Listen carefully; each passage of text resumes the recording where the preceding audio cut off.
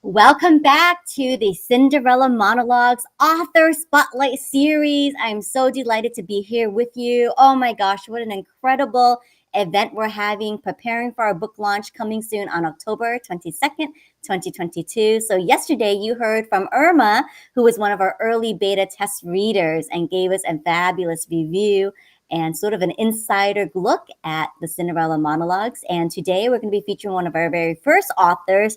I'm super delighted to bring her on today, but our question for discussion is, in keeping with the Cinderella theme, how many siblings did you grow up with? Yes. So what's the most number of siblings that you grew up with? Type it in the chats. We'd love to hear from you. So if you come from a large family, put that number in, and we want to engage in this discussion with you because Cinderella grew up with some stepsisters. So did you have step siblings involved in that number as well? So let us know. And please help me welcome today Evangelist Sandra E. Jackson, all the way from Indiana. She is known as a Shift-O-Logist. Yes, so stay tuned for what that means.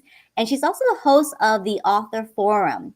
And she's got an amazing offer for all of you today who want to be part of her upcoming November book tour. So got to stay tuned and watch to the end for those amazing links that we'll be dropping in as a resource for participating in our author spotlights and being part of this whole celebration for the Cinderella Monologue. So everyone, please help me welcome Ms. Sandra Jackson. Hello, hello, hello. How are you? I am doing fantastic now that you're here. Welcome, Miss Sandra. Thank you so much for having me. It's my pleasure. So first things first, I got to know, how did you come up with this moniker, the Shift-O-Logist? So it's called the Shift-O-Logist. Shift-O-Logist. Shift-O-Logist. I came up with it. His name is Bert. Mr. Bert told me when I explained to him certain things that I do and certain people's responses that I should be called a shiftologist. And so I think you just got a taste of what that term means just by us talking and dialoguing. So basically, I have been assigned to shift people from the place they are right now to the place God wants them to be. What does that mean?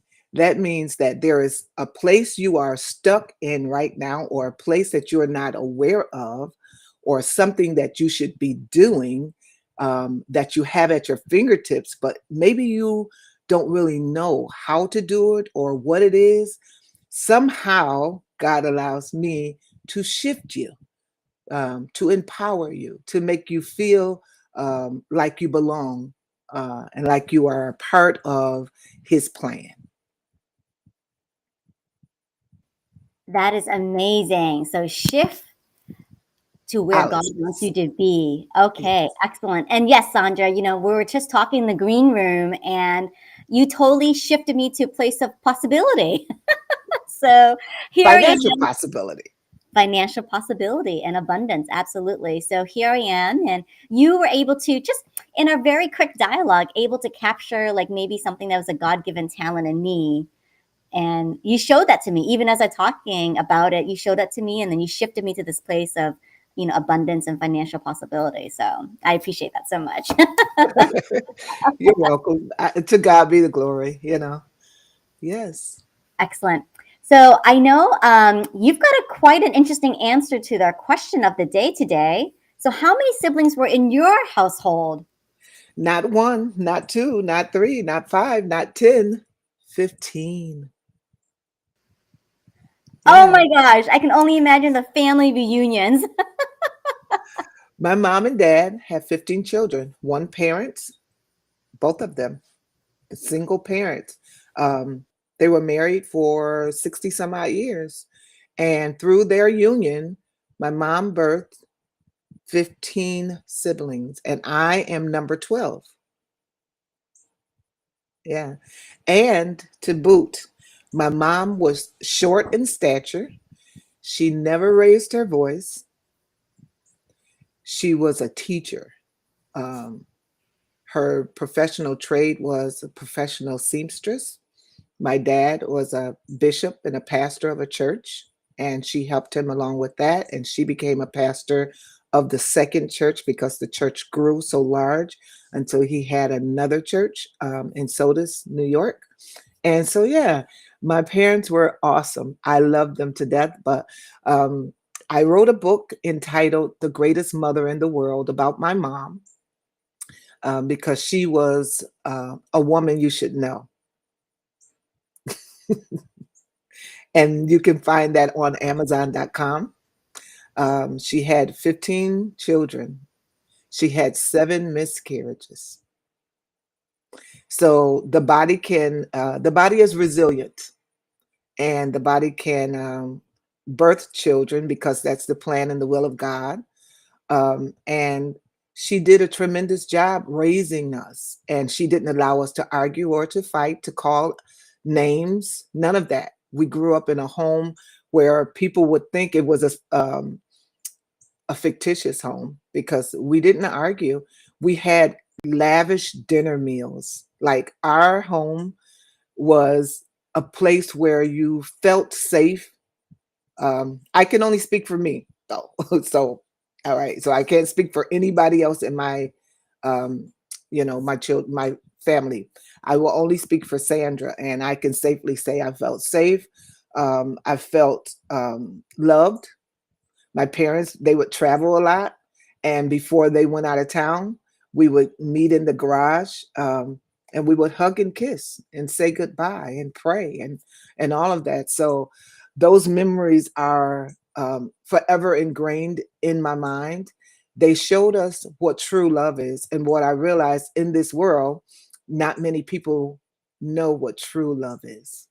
A lot of families didn't grow up with love, and so I think the problem in the world is that no one has taken the time to find out what true love really is. And I think we would do us a service if we would delve into that, and start loving ourselves first, because that's where it begins.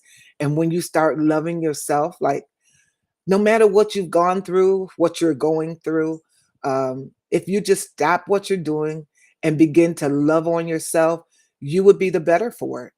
And everybody around you will be able to recognize the change and the shift. And so I'm shifting someone right now. Yeah.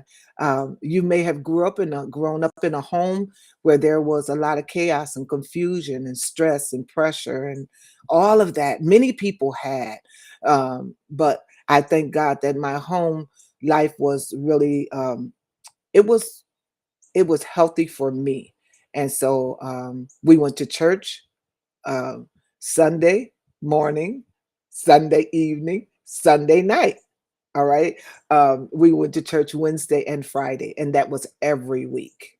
And so we learned a lot of the principles of life and how God wants us to be. And I try to instill that into my children, and I try to live accordingly each and every day. Such an incredible story, Sandra. And I can only imagine being in such a large family. You're number 12 of 15, that sometimes attention, right, is misaligned, right? So maybe some child gets more attention than others, but you still felt devotion and love and care from your mom. Like you still felt like you got equal amount of attention. I don't know about equal amount. She tried to divide it as best as she possibly could, but if you can imagine, that's a difficult thing to do. And even me, I'm the mother of 9 children, and it's trying.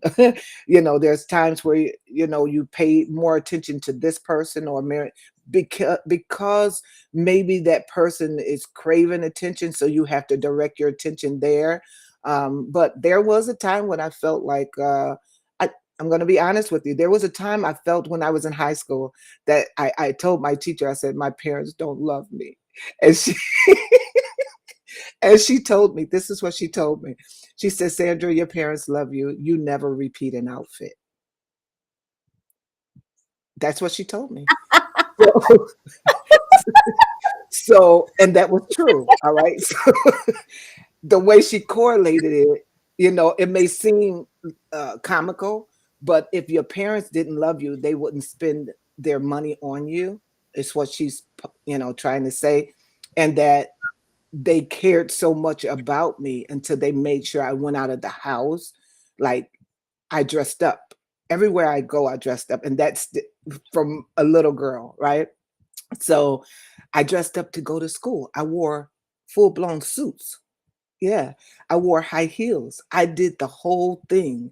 And so she was able to put things in perspective for me. And we all need an accountability partner. So I got off of that. My parents didn't love me deal.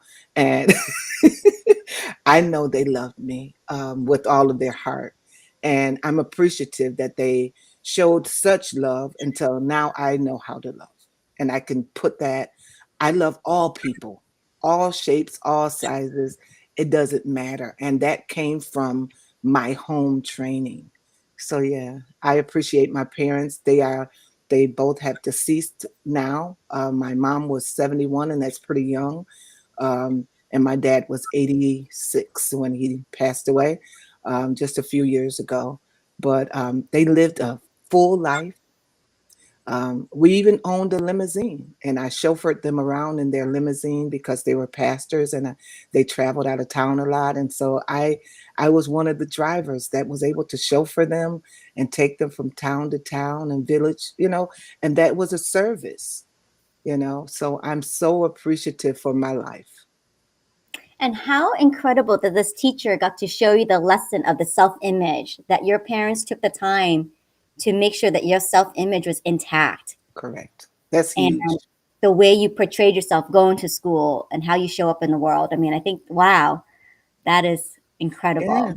And believe it or not, I just went to New York, upstate New York, and I met with one of my teachers from high school, and we went out to dinner. Actually, I met with two of them, and Mrs. Chucky and Mrs. Hart, and they reminded me. So Mrs. Chucky said when I came, she was a new teacher on the scene, and so when she came into the classroom for the first time, she thought I was the teacher because I was dressed up. She said, Sandra, I'm telling you, when I walked in the class and saw you, you could not be the student. I was tall, and all of the students were short. I was tall and I had on high heels and I was dressed up. And she thought I was the teacher. So we're friends to this day. And she just purchased my book. And that did my heart good. Yeah, That sounds like a fairy godmother. exactly. Now, did I hear you correctly? So, not only did you grow up with 15 siblings, but you also birthed 9 children of your own. Correct. Wow. So, how did themes of family and your faith and upbringing tie into the Cinderella stories? Oh my Cinderella gosh. Monologues That's with an your excellent. chapter. Yes, so that's an excellent question. And my chapter is from wealth to poverty to abundance. And abundance doesn't necessarily have to be financial. All right. So I want you to open up your mind and just know from wealth. I grew up in a family that had wealth. My parents were pastors, and he owned real estate, like 2 blocks of real estate back in the day.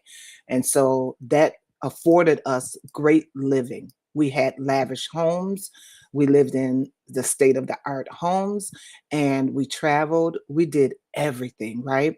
My parents were home, and so we ate dinner every night at 3 o'clock in the evening. I know that sounds early to some people, but that's the perfect time to eat because then you get to digest your food before lying down. So I appreciate that time. 3 o'clock was perfect for me. I have a quote, and my favorite quote is, I'm still, my favorite quote is I am ecstatic to be alive, and I pray to God you are as well. And so, to answer your question, I had childhood bliss in my home, and in my chapter, I talk about growing up. I talk about being bullied in high school. I talk about our lavish meal times, family time. We had a lot of family time. I talk about home training because it is important, um, to be trained in the home. So when you go out into public, you will know how to handle yourself, what to say, what not to say, how to, carry yourself, and all of that. And then my parents taught us the art of gifting, and so I talk about the importance of gifting and the importance of rewards as well.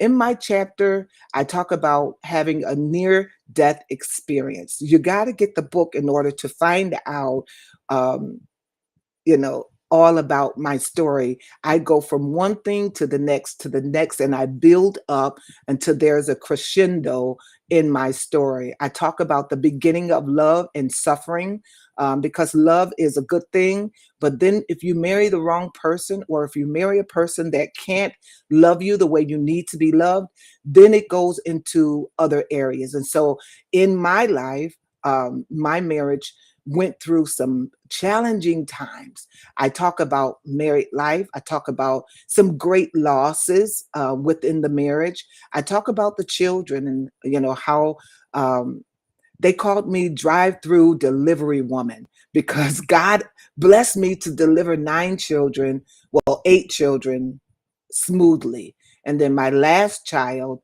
ended up in having a cesarean birth. And I talk about losses. I talk about evictions. I talk about miracles because miracles do still happen. I talk about being in tough situations and then God showing up. It is important to know that you have someone fighting for you when you're going through that tough trial and tribulation. I talk about the dismantlement of my married union, how devastating it was and how frustrating it was. But then I talk about God sending help. He never leaves us in the battle. And my mom always said, God always cushions the wind that blow. And so I tell you how he cushioned my winds, and they were devastating at times, but then he cushioned them and he made them bearable. I talk about trouble doesn't last forever. Sometimes we feel like trouble lasts forever, but it really doesn't.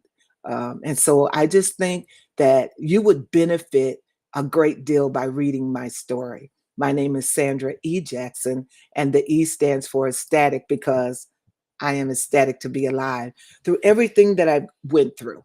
I'm just here to let you know that you can make it through whatever test and trial that shows up in your life. You're going to make it. Um, I have a favorite quote, if you don't mind. It says, I will ascribe to love myself morning, noon, and night. And that's a fact. It's better to love yourself than to hate yourself. And that's a quote from myself. So I hope this has blessed you. Um, and the Cinderella monologue is basically stories that you've never heard before from individuals that took the time to bodaciously share their stories with you in a transparent way and in a way in which it's not rushed. A lot of anthologies are rushed and the stories are short, but this story, it gives you time to familiarize yourself with the author in a way in which you will feel like, wow, I wish I could meet her, or it feel like I've met her before. Olivia. Oh, Sandra, thank you so much for that synopsis of your chapter. What a thrilling read it's going to be. And the trajectory of your life, going from the wealth and, this abundance life of being with your parents and siblings, and then to going through these major challenges and tribulations and still like not abandoning God. I feel that you remain steadfast in your faith, even when it seemed like you wanted to give up, but like your faith was so strong I that, want to tell you something. I never felt like giving up. I always said this to God. I thought I was your baby girl. What did I do? Have you ever questioned, like, what what did I do to displease you, to cause all of this to happen to me?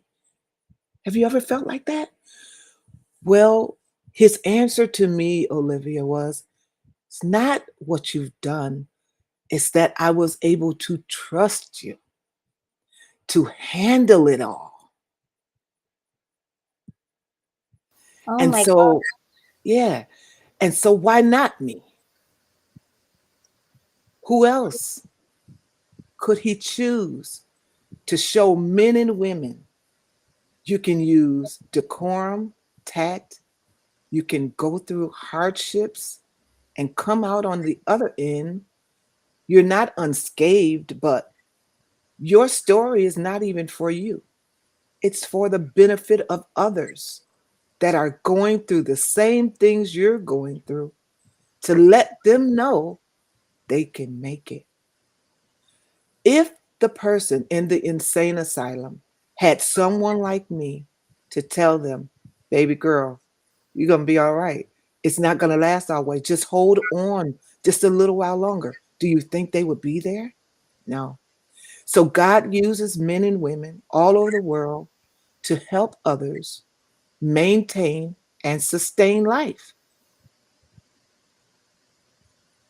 If there were never a problem, I would never know that God could solve them.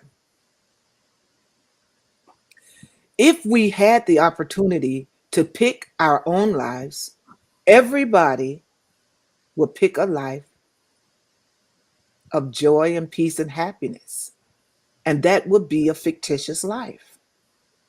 Since God chooses our path, we have to come up, rise up to the occasion. We have to be strong enough to say, I got this. God trusted me to handle all of this. I'm going to do it a good job. I'm going to please him. Yeah.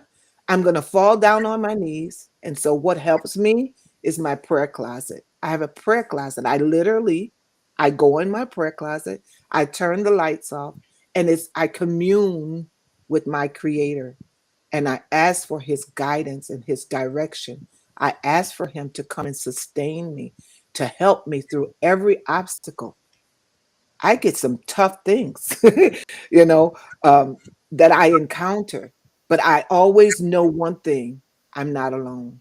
And this Cinderella monologue is going to help you know that you're not alone, that life is worth living, that you can do this. Because guess what? Through all of my tests and trials, I never thought while I was in the moment that I would get a vacation for 8 days in Cancun, Mexico. So, Wow. how did you get to Cancun, Sandra? Oh my gosh, God. So he orchestrated my baby son to sign up to a professional football team in Cancun, Mexico. And he said, Mommy, I want you to come to one of my games. I'm like, God, how am I going to do that? Yeah. I bought my ticket. He paid part of my ticket. I stayed in the best resort ever. I lived like a queen for 8 days. Why? Because God cushions every wind that blows. Cool, right? He never puts more on you than you're able to bear. He only gives you what he and you can handle. And so I'm a living witness that if you trust and believe in God, no matter what, I was evicted, and you have to get the book in order to find out the storyline because it's intricate. It's not just a simple eviction. No. And it wasn't just one, it wasn't just two.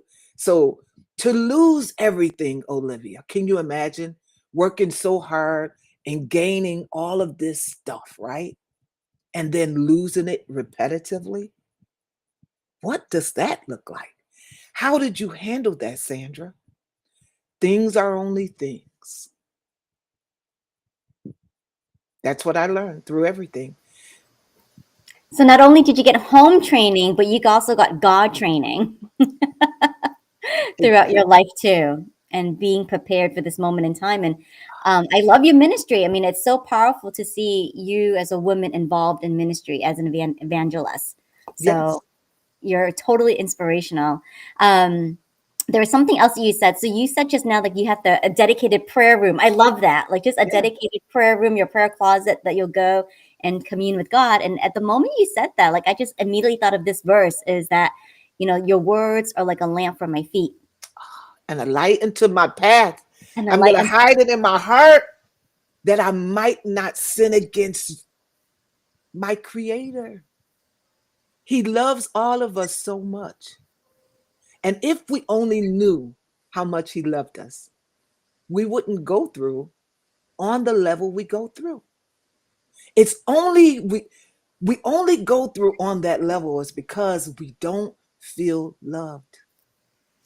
My God, I feel His presence even right now, Olivia. I do too. I do too. I get like just the chills thinking about it. Because Oh this my God. well, this intersection of women authors coming together, like you said, audaciously being brave enough to step into their story and sharing it. I mean, I feel like that's divine intervention, right? That we all got to come together at this moment in time. And how do you feel like the alignment, like what in what ways do you see the alignment with God's vision? I think it's huge. Women are strong people. We are um, the epitome of life itself. We can see from a different lens, put it that way. So the alignment of God is because He knows there are men and women out there that need the storyline of each author. And so when this book goes live, oh my goodness, the exact people that God had already planned to get this project will be in line quickly purchasing this book because they know this is a God project and because it's going to strengthen and empower and enlighten them and catapult them to their next level. So I love the obedience of every woman. That's what I look at because each one could have turned it down and said no, right? You could have said, no, I'm not interested. I'm too busy. I already have something going on. You know what people say, my plate is already too full. But look at each lady that took their time. And I need to tell you this, I had to go to places that I didn't want to go to in order to bring my part to the world. All right. I had to shed a few tears when I was writing my story. I had to revisit some sensitive topics and subjects that I thought, I didn't want to deal with them anymore. So I put them back there. But in order to help and to minister and to empower people, you have to be raw and authentic and real and genuine. And so I had to go there just for you. And I would like for you to write a review and tell us how you felt while you were reading our stories, what it took you to, if it helped you, if it catapulted you, if it enlightened you. It's very important for us to get that feedback as well, because when we're writing, and doing our assignment, we have you in mind. Fantastic. And let us know too if it shifted you in any way. Yes, yes. And Sandra, I'm just watching my news feed and like this just came in. Major announcement. I want to give you a big shout out because this is happening in real time, folks. Sandra Jackson has now been featured in the magazine Powerful Wopad, WOPAD. Congratulations. Oh my gosh. And I didn't realize that you're a breast cancer survivor. Oh, totally. Yeah. 4.5 years, almost 5. Yeah. Tell And us that's more another about this magazine. What does it stand for and how it feels to women of, be yeah, it's featured? women of power and dignity. All right. Um, because this is Breast Cancer Awareness Month, I am featured in this amazing magazine with Pastor Elaine Harvey. She does quality work. And if you would like to be featured in the magazine as well, reach out to me and I will make that contact happen. My Facebook handle is Sandra Rumph Jackson, RUMPH.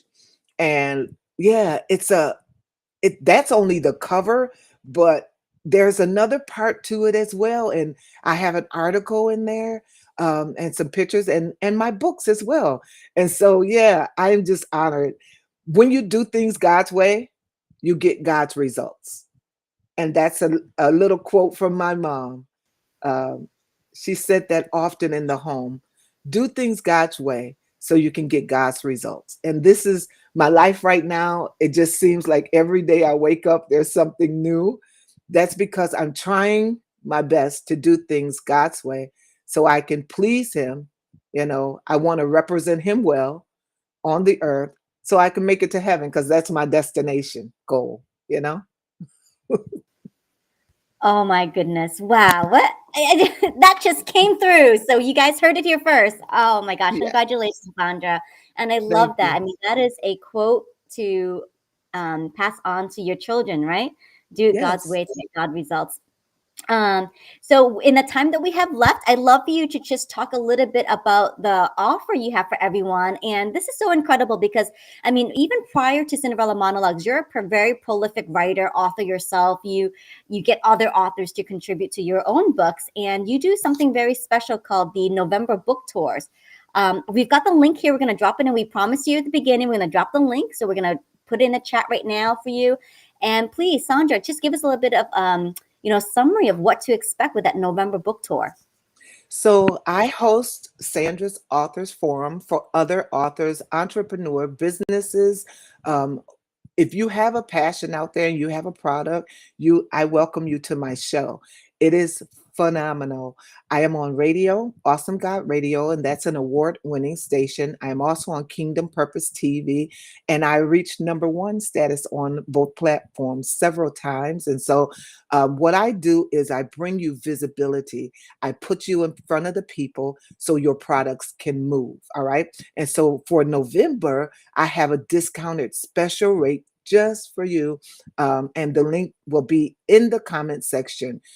So it is the November special tour, book tour, and you can sign up on the job form, submit all of your information, and you can be on my show for 30 minutes. If you would like an hour spotlight, then that is a different link. Reach out to me and say, I would like for you to interview me for an hour. And we have a ball. I have a team that we work well together with, and we host an important show just for you. And then that show ends up on YouTube, and we share the link with you. I create flyers so you can circulate and invite people, and we do as well. And so, yeah, the interview, it's fun. It's low key. In depth because what I do is my next interview will be, excuse me, will be with, I'm doing two. I overbooked myself. So this is one of the books I will be interviewing her on Wednesday, this coming week, this week, Wednesday. And the title of her book is Coming to Loving Yourself. Teaching, we were talking about love, right? And so it is important that we love ourselves. So I will be doing that at 7 o'clock, but at 8:30, I will be interviewing a couple who have been married for 54 years. Yeah, 54 years and 29 days. And so when I asked her, she said, she gave me, I said, how long have you been married, Miss Dixon? And she said, 54 years and 29 days and some 4 months or something like that. And she said, and I'm still in love with him more now today than I was then. So I can hardly wait to interview them. But my calendar is full up to November. And so if you want the tour, that's on Wednesdays. But my normal schedule is every Thursday at 8 o'clock for an hour. All right. So I invite you to come with me and allow me to delve into your life and interview you on my show. Thank you. That's such an amazing, incredible offer, Sandra. And I am just so feeling blessed, in our group of women authors for the Cinderella Monologues. We've got so many diverse talents and programs and offers for each other. And then not only that, but for the audience, right, who may be watching. I mean, if you are a writer yourself, you're an author yourself, you've already got published books, why not take advantage of this special offer from Sandra and be part of the author forum? So I love that you provide that service. And, we're so blessed to have you in our group to extend the exposure and the life of the Cinderella Monologues well beyond this launch. Yes, because we learn from each other, and so that's what life is all about.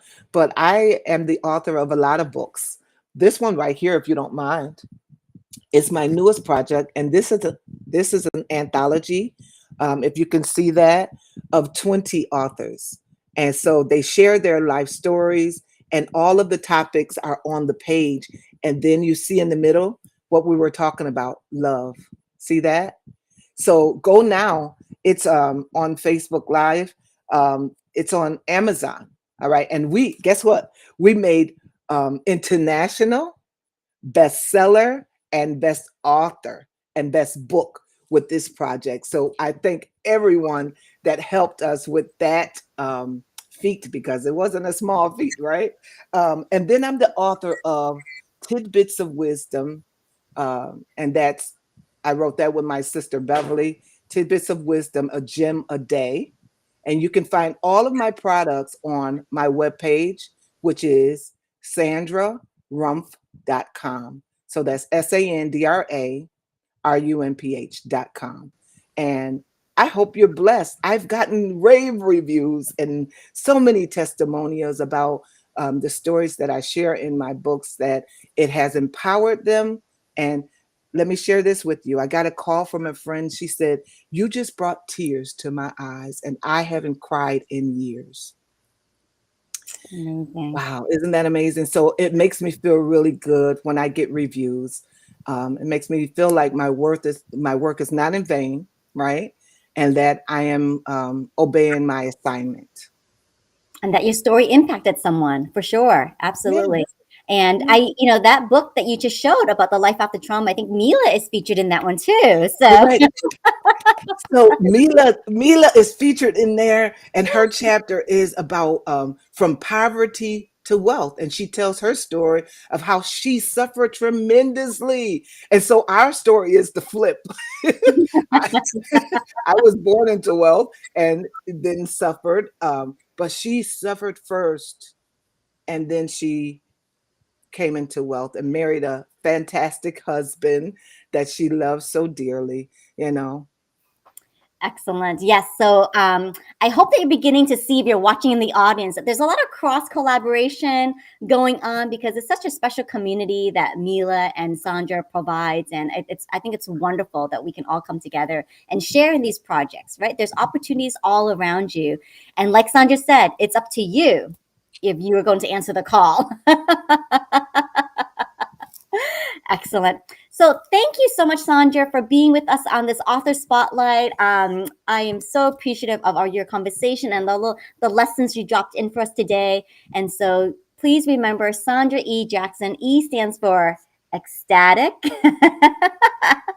I'm always going to remember that. Yes, it's Sandra E. Jackson, E for ecstatic. So please get a copy of the Cinderella Monologues. It's going to be released on October 22nd, 2022. And you can read all about her chapter and be inspired and also have a shift in your own Yes. perspective. All right. And we're going to just show that link one more time. So if you're an author, you'd like to be part of the author forum, please visit this Jot form link so that way you can get all the details. Just copy and paste from the comments and chat as well too. So we hope that you get on the book tour and let the world know your message, your story, because it does matter. May I say one thing? To those who desire to become an author and it's always been on your mind, now is the season for you to start your journey of authorship. There's room out here for everybody, and your story is not like anybody else's story. And so don't feel any pressure. Just start typing. All right. Just go to Word, pull up a Word document, and just start typing and let everything flow through you. And before you know it, you'll have a book. Well said. That's solid encouragement, Sandra. Thank you very much. All right, we're going to play our outro clip and we'll see you tomorrow for another author spotlight. Take care, everyone. Bye bye.